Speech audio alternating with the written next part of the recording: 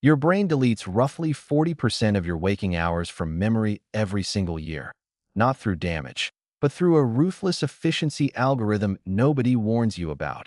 And it's the actual reason your childhood summers felt infinite. While last year vanished in a blur, you know the feeling January was 3 weeks ago, now it's December. And you cannot account for the 11 months in between with any detail that would survive cross-examination. The months happened, you were there, and you have almost no idea what occurred inside them. Here's the part nobody tells you.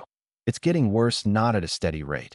It's compounding somewhere in your 30s, 40s, or 50s. You notice the years aren't just speeding up, they're speeding up faster than they were speeding up before. A year at 40 doesn't feel like a year at 30. A year at 30 was nothing like a year at 20, and a summer at 8 years old was its own geological age. Endless and over in an instant, both at once.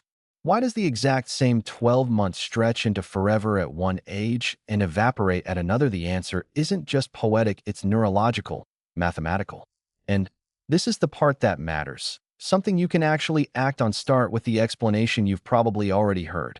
The ratio theory. At 5 years old, 1 year is 20% of your entire existence, a fifth of everything you've ever known. At 40, that same year is a 40th. At 80, an 80th. The math says a year should feel smaller and smaller as your denominator grows. And there's real truth buried in that arithmetic, but it can't be the whole story because it predicts a smooth, steady compression. And your actual experience of time isn't smooth at all. Some years at 40 drag on forever, some years at 20 vanish. The ratio can't explain that. To understand the variation, you have to go past the math and into how your brain actually manufactures the feeling of duration in the first place.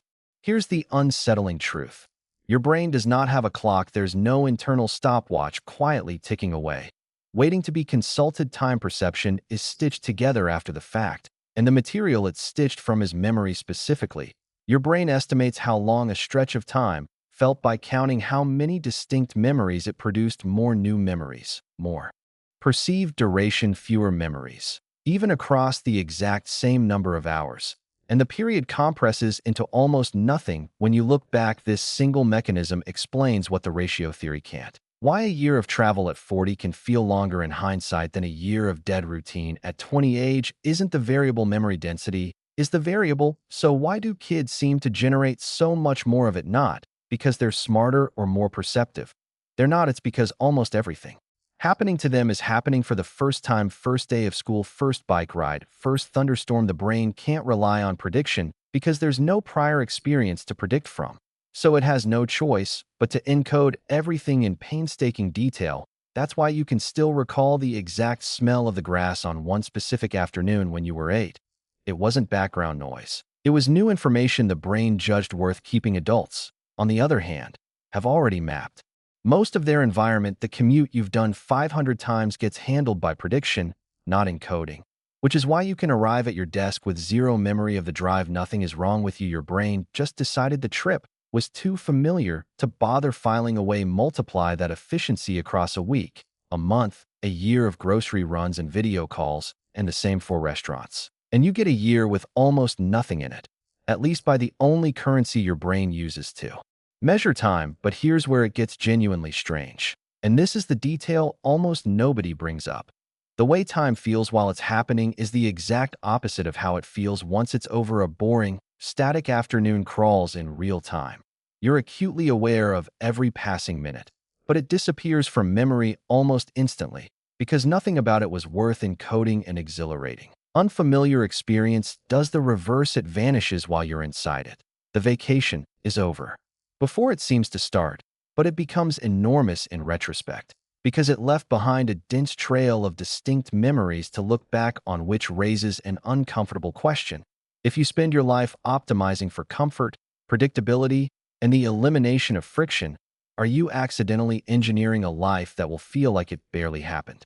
The lever that connects all of this together is attention, and it's the one variable you actually control. Memories only form from experience. You were paying attention to an experience that passes through your senses while your mind is elsewhere. Leaves almost no trace. The commute driven on autopilot while you rehearse tomorrow's meeting in your head isn't just unmemorable. It was never really encoded to begin with. This is why chronic phone use and constant background media are so corrosive too. Your sense of time, it isn't just distraction for its own sake.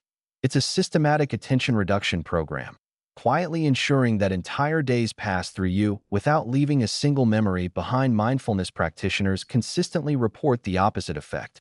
Time feels slower, and their recall of recent months is sharper and more detailed. Same clock, completely different result. Because they were actually there for it. Emotional intensity works through the identical channel, and this is where the story gets personal. The amygdala, your brain's emotional processing center, directly reinforces the hippocampus during memory formation, meaning the more intensely you feel something, the more indelibly it gets recorded. That's why you remember precisely where you were during a moment of sudden fear or grief or overwhelming joy, with a clarity that ordinary Tuesdays never earn. Children live in a near constant state of this, not because their emotions are stronger, but because everything unfamiliar produces some emotional charge. The outcome is unknown, so the nervous system stays engaged. By the 100th repetition, that charge is gone, and so is the vivid memory that would have come with it. There's one more piece of this that almost never makes it into the conversation, and it might be the most important one. Other people. Time spent in genuinely absorbing social connection, real conversation, shared experience, the presence of people you love, activates memory systems that are unusually durable. Isolation does the opposite. Studies on people in extended solitude, from cave-dwelling chronobiology experiments to modern loneliness research, consistently find that time perception becomes unstable and poorly calibrated without other people to anchor it, which means the modern drift toward more isolated living, remote work, less community, entertainment, consumed alone in a room instead of shared, isn't just an emotional cost, it's quietly accelerating the exact mechanism that makes your years disappear. Before we get to what actually reverses this, because it can be reversed, I want to know something from you.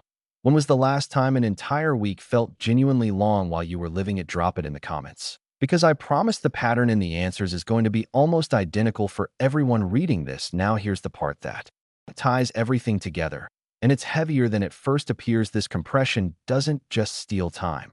It steals your sense of self. When each year is dense with new experience, you have a running record of who you were becoming. When years blur into indistinguishable routine, the self starts to feel static. Not because you've stopped changing, but because nothing marked the change as it happened. People who feel their life is racing past almost always also report feeling like they've stopped growing. That's not a coincidence. It's the same starved mechanism producing both symptoms at once. The intervention, fortunately, is identical for both problems, and it doesn't require money, relocation, or a dramatic life overhaul. It requires firstness, learning a genuinely new skill, not refining one you already have.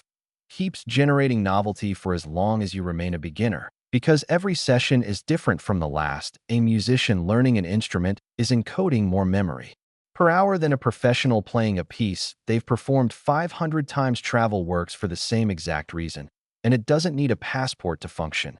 The mechanism is unfamiliarity, not mileage. A town 2 hours away that you've never set foot in, food you've never tasted, a street you've never walked, produces the same memory density as a trip across the world. Even smaller substitutions count. A new route home, a conversation with a stranger, a genre of book you've always avoided. Each one is a small first time embedded inside an otherwise automatic day, and each one leaves something behind that autopilot never would have. So the answer to why time is speeding up isn't mysterious, and it isn't fixed. Your brain measures the past by how much of it was actually new. Novelty shrinks as familiarity grows. Attention shrinks as habit and distraction take over.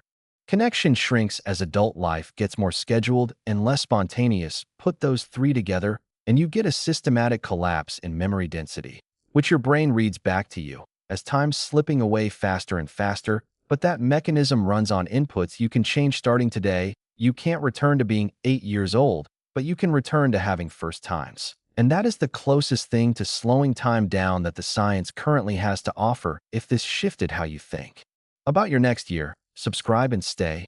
There's a lot more of this coming, and I don't want you to miss it.